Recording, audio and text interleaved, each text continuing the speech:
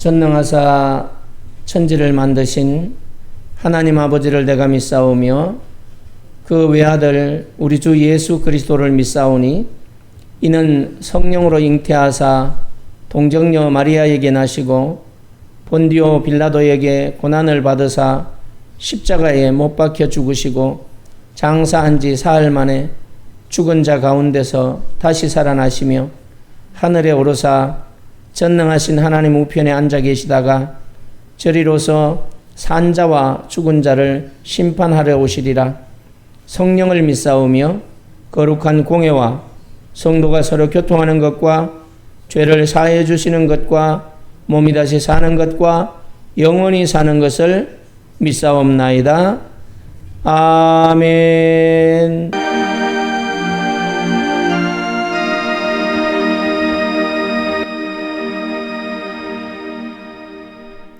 하나님의 말씀은 야고보서 1장 2절부터 4절 말씀입니다.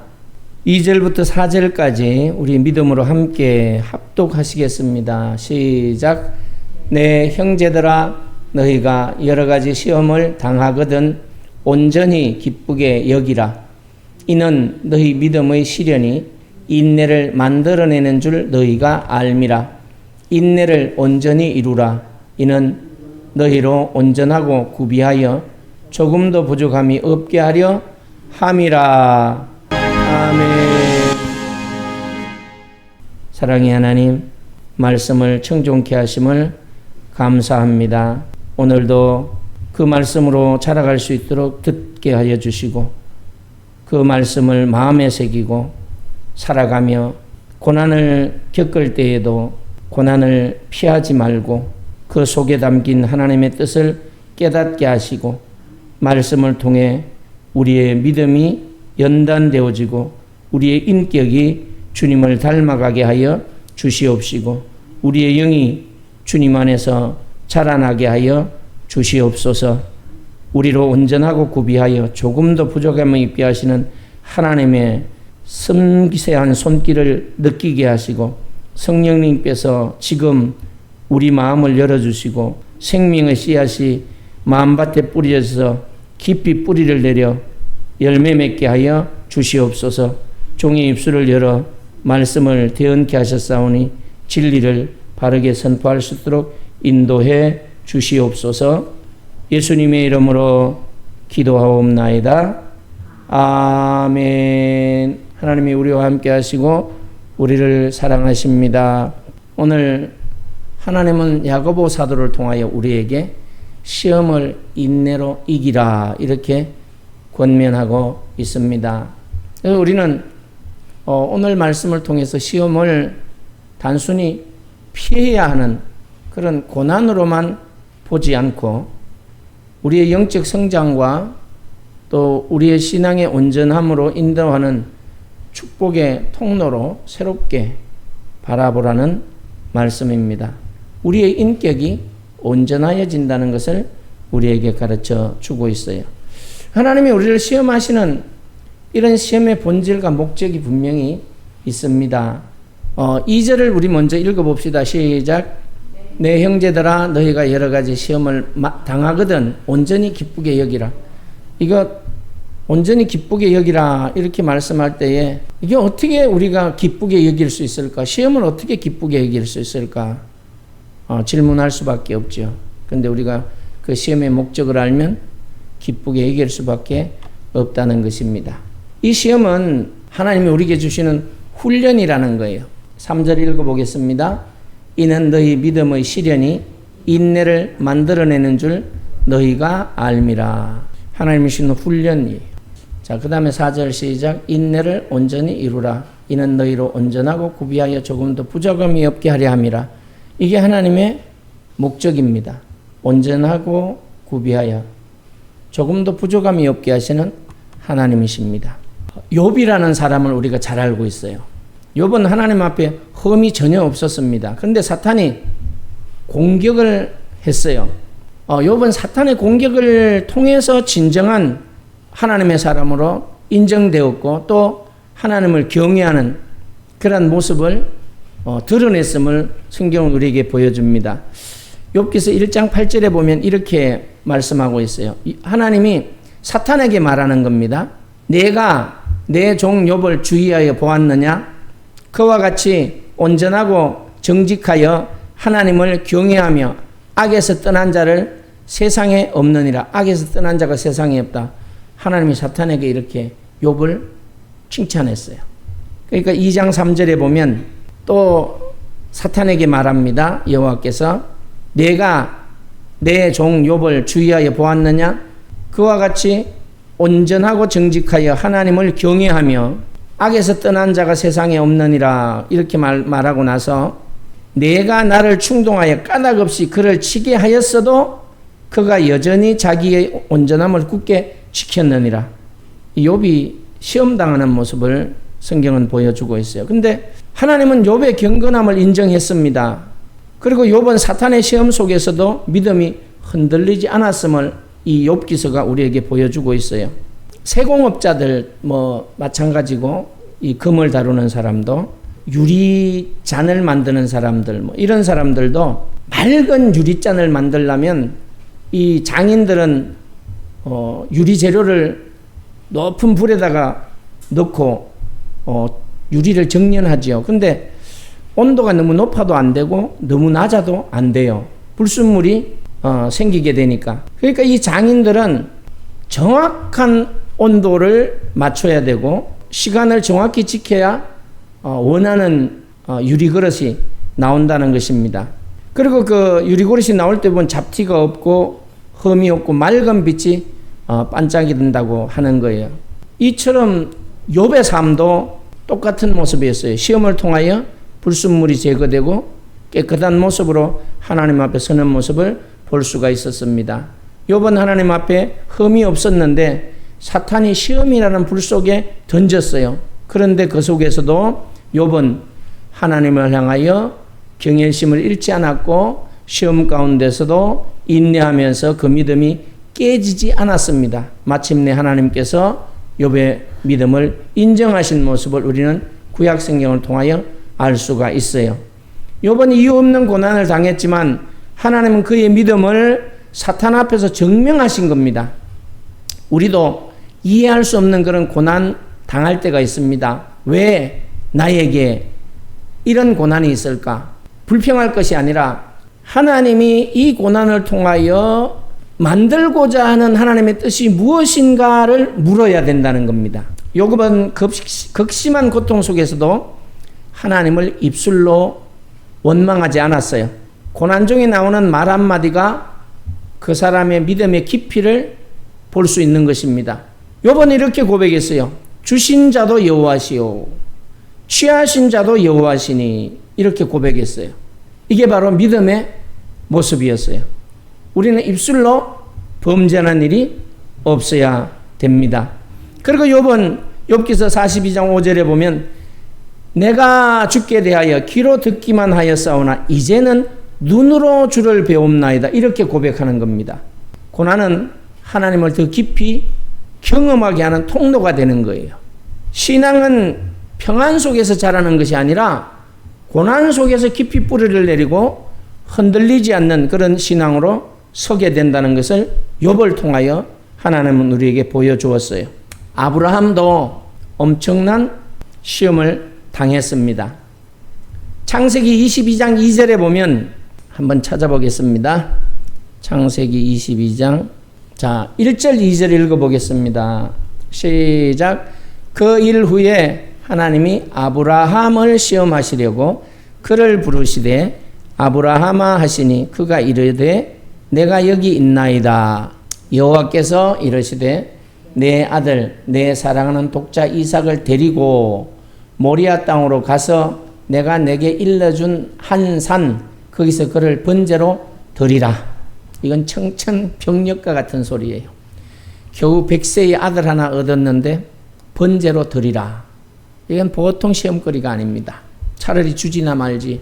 줬다 뺏는 건 뭐야? 그것도 그냥 뺏는 게 아니라 자기 손으로 번제로 드리라는 거예요.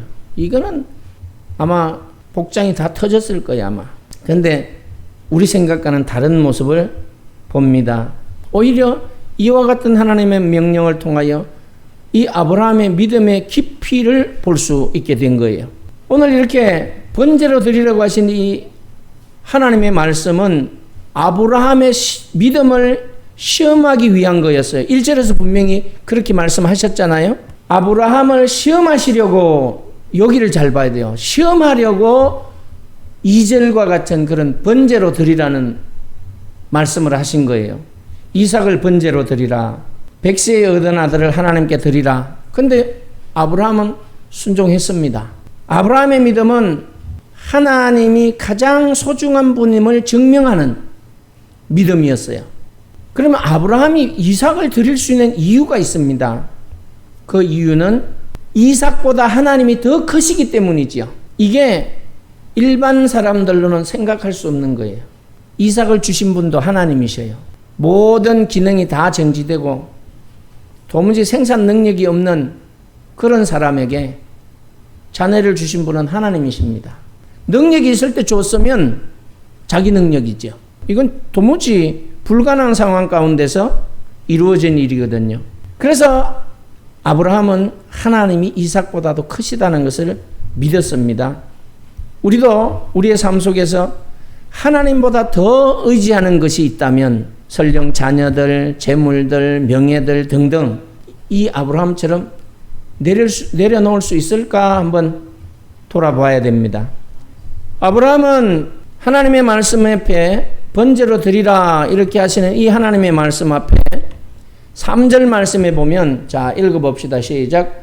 아브라함이 아침에 일찍이 일어나 나귀의 안장을 지우고 두 종과 그의 아들 이삭을 데리고 번제에 쓸 나무를 쪼개어 가지고 떠나 하나님이 자기에게 일러주신 곳으로 가더니, 이렇게 말해요.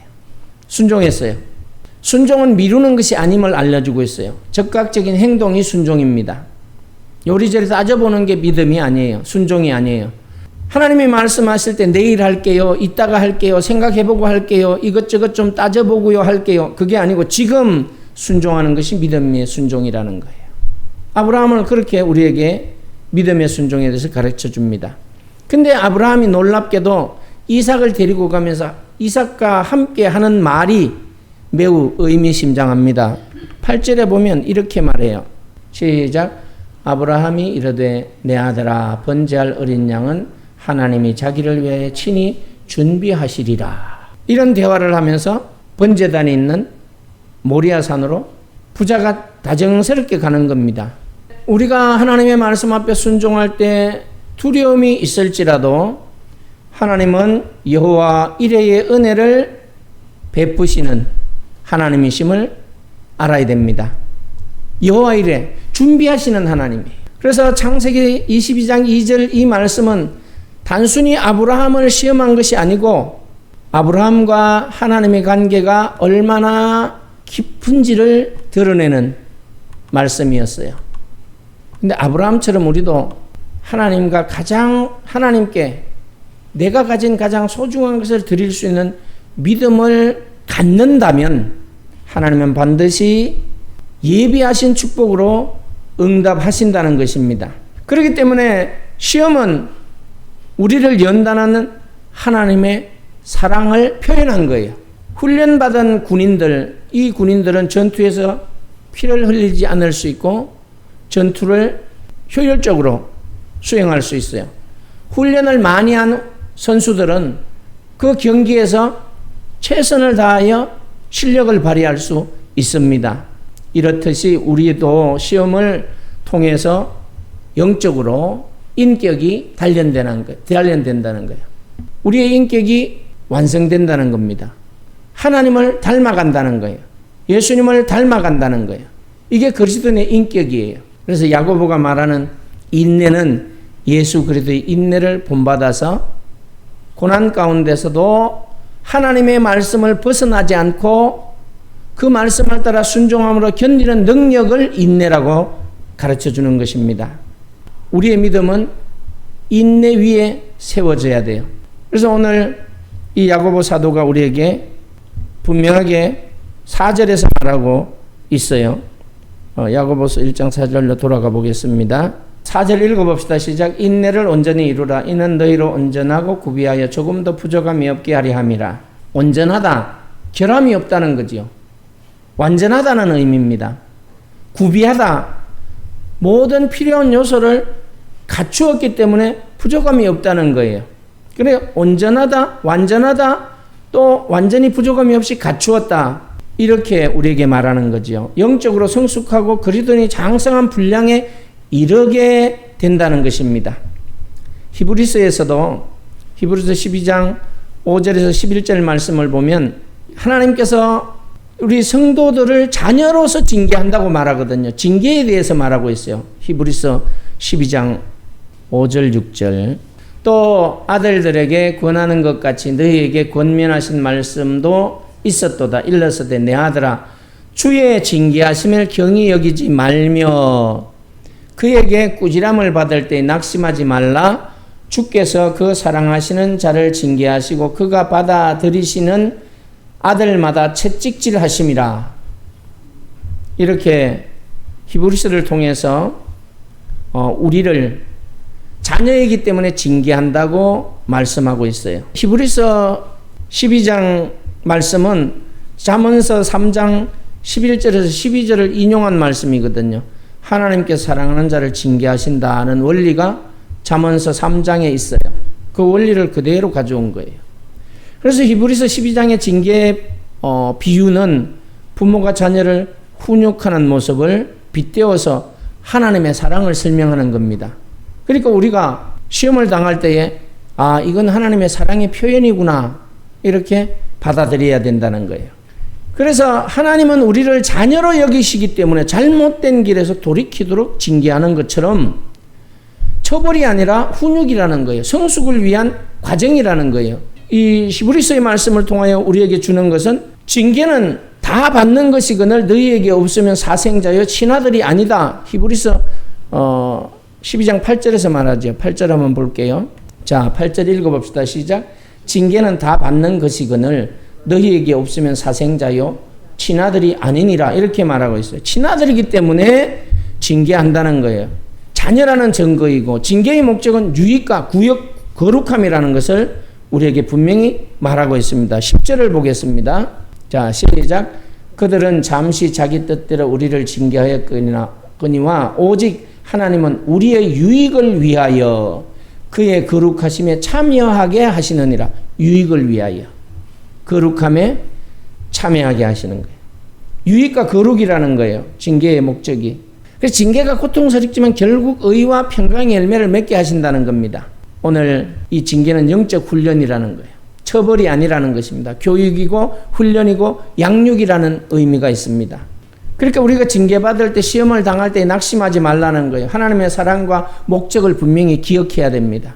이 징계를 통하여, 시험을 통하여 연단을 받고 더 깊은 믿음과 성숙으로 자라가게 된다는 것입니다.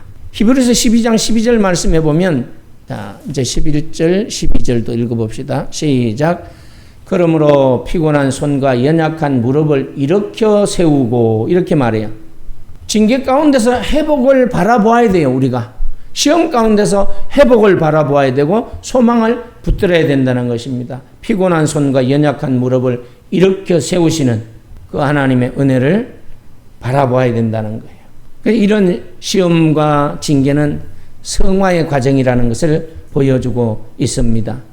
바울은 로마서 8장 18절에 보면, 자, 읽어봅시다. 시작. 생각하건대 현재의 고난은 장차 우리에게 나타날 영광과 비교할 수 없도다. 이렇게 말해요.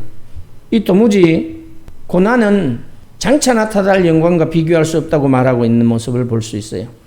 현재 고난, 고통, 시련, 박해, 상실, 이런 모든 형태의 고난을 바울은 인정하고 있어요. 우리가 사는 삶 속에 고난이 없을 수 없습니다. 이게 현실이에요. 신앙생활 속에서도 피할 수 없는 부분이 바로 이 고난의 부분이에요. 다 있어요. 근데 장차 나타날 영광은 뭐냐면 하나님께서 믿는 자들에게 약속하신 영원한 생명과 천국의 영광이에요. 그리고 하나님의 자녀로서의 완전한 회복을 장차 나타날 영광이라고 말하는 거예요. 완전한 회복은 언제 이루어져요? 지금도 우리가 완전한 회복을 이루었지만 아직은 아니에요. 불완전하지만 예수님이 다시 오실 때 완전한 회복을 이루게 되는 것입니다. 하나님의 자녀로서 하나님의 나라에서 완전하게 살아가는 거죠. 비교할 수 없다 이렇게 말할 때에 이 말씀은 단순히 영광이 더 크다 이렇게 말하는 것이 아니고 현재의 고난은 장차 나타날 영광에 비하면 아무것도 아니다 이런 의미예요. 고난이 작다는 그런 뜻이 아니고 영광이 너무 크고 찬란해서 고난은 상대적으로 무의미해진다 이런 뜻이죠. 이렇게 이해를 하면 쉽습니다. 아이를 출산해 보셨잖아요. 아이를 출산할 때 그 고통은 엄청나게 큽니다. 그런데 출산하는 아이를 생각하니까 그 고통은 참을 수 있고 그 고통은 그 아이를 보는 기쁨에 비하면 아무것도 아니다. 이런 의미와 같은 거예요. 그래서 우리는 고난 속에서도 소망을 잃지 말라는 이런 로마서 말씀의 격려를 우리는 기억해야 됩니다. 우리가 겪는 아픔은 일시적이고 하나님께서 준비한 영광은 영원하고 완전한 것이라는 믿음을 우리에게 가지라는 것입니다. 믿음의 여정에서 현재의 고난을 영원한 관점으로 바라볼 수 있는 그런 눈이 열리시기를 축복합니다. 그래서 이제 우리는 인내로 이기기 위하여, 고난을 인내함으로 이기기 위하여는 내 힘으로 될 수 있는 게 아니라 성령님을 의지해야 된다는 것입니다. 홀로 견디는 것은 잠시예요. 환경이 괜찮아야 돼요. 일반적인 법칙이 깨질 때 이변들이 일어난다는 거예요. 그래서 우리가 혼자 견디는 건 불가능하다. 시험을 당할 때, 징계를 당할 때 넘어질 수 있어요. 그런데 성령님을 의지하여 기도하고 하나님과 동행하게 되면 감당할 수 있다는 겁니다. 내 능력이 아니라 하나님의 능력으로. 그래서 에베소서 6장 17절에 보면 성령의 검, 곧 말씀을 붙들 때 시험에 거짓된 유혹을 뚫고 나갈 수 있다. 이렇게 우리에게 가르쳐 주고 있어요. 그뿐만 아니라 교회 안에서 서로 격려하고 위로해야 된다는 거예요. 갈라디아서 6장에서는 짐을 함께 지고 무너질 때에 일으켜 세워주는 형제 자매가 필요하다 이렇게 말하고 있어요. 그래서 히브리서 10장 24절에서도 이렇게 말하죠. 서로 돌아보아 사랑과 선행을 격려하라. 이 교회 공동체는 서로가 이런 일을 해야 돼요. 격려해야 돼요. 짐을 함께 지고 무너지지 않도록 일으켜 세우는 그런 형제 자매가 필요한 겁니다. 그래서 교회 공동체는 예수님의 몸이라고 말하는 거예요. 그래서 우리는 이런 서로를 돌아보아 사랑과 선행을 격려하는 삶을 살아야 됩니다. 그리고 무엇보다도 중요한 건 감사로 반응해야 돼요. 감사로. 바울과 실라 얘기를 하면 바울과 실라는 옥에 갇혔던 사람이에요. 뭐 때문에? 선한 일하고 옥에 갇혔어요. 점치는 여자를 그 귀신으로부터 해방시키고 나서 주인이 소득이 끊어지니까 속상해서 바울과 실라를 옥에 가둬버렸어요. 누명을 씌워서. 그런데 바울과 실라는 왜 내가 하나님의 일을 했는데 옥에 갇혔습니까? 라고 불평하지 않았어요. 입으로 범죄하지 않았어요. 행동으로도 범죄하지 않았어요. 뭐 했습니까? 사도행전 16장 25절에 보면 그 자리에서 찬송하고 기도했는데 놀랍게도 옥문이 열리고 복음이 전파되는 역사가 일어났고 빌립보 교회가 세워지는 하나님의 뜻이 이루어졌어요.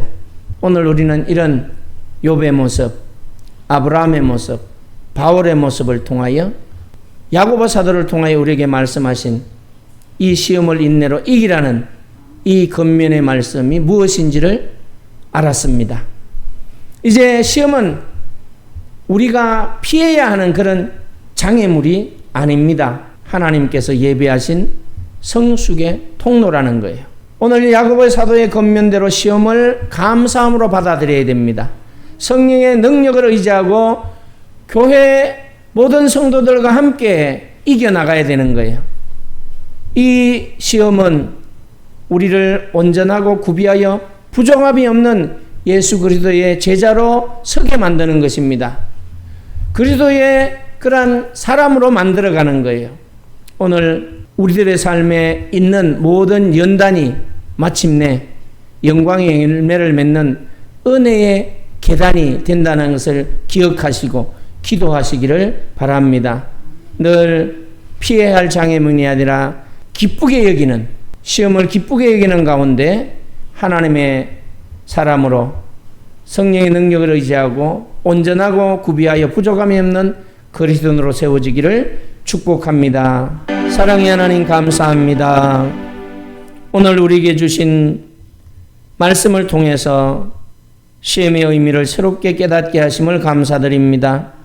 이제 우리는 고난을 외면하지 말게 하시고 그 고난 속에서 주님이 빚으시는 인내와 성숙을 바라보는 믿음의 눈이 열려지게 하여 주시옵소서. 욥의 믿음처럼 흔들림이 없이 주님을 경외하게 하여 주시옵시고 아브라함의 순종처럼 주님께 가장 소중한 것을 드릴 수 있는 믿음을 주시옵소서.